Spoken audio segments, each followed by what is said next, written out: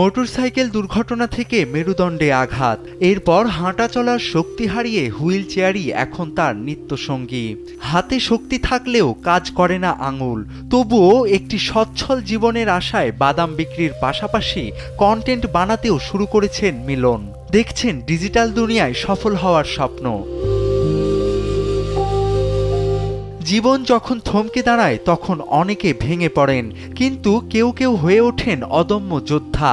মাদারীপুরের কালকিনি উপজেলার মিলন ব্যাপারী তেমনই এক হার না মানা মানুষের নাম।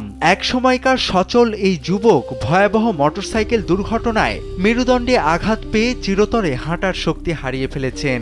হুইল চেয়ারই এখন তার একমাত্র চলার সঙ্গী। হাতের কবজিতে সামান্য শক্তি থাকলেও আঙুলগুলো অবশ, যা তার জীবনকে আরো কঠিন করে তুলেছে। এই শারীরিক পঙ্গুত্ব শুধু মিলনের শরীরকেই অবশ করেনি, তছনছ করে দিয়েছে তার সাজানো সংসারও। রোজগার বন্ধ হওয়া আর চিকিৎসার খরচ জোগাতে না পারায় অভাবের তাড়নায় মাস চারেক আগে তার স্ত্রী তাকে ছেড়ে চলে গেছেন।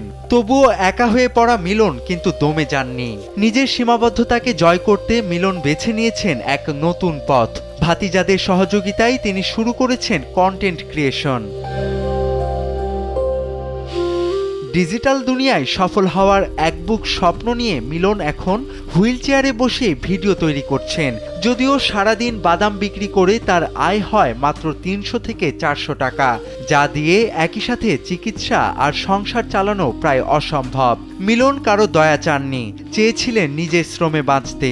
তবু আমাদের সামান্য সহমর্মিতা হয়তো এই লড়াকু যোদ্ধার স্বপ্ন পূরণে বড় ভূমিকা রাখতে পারে।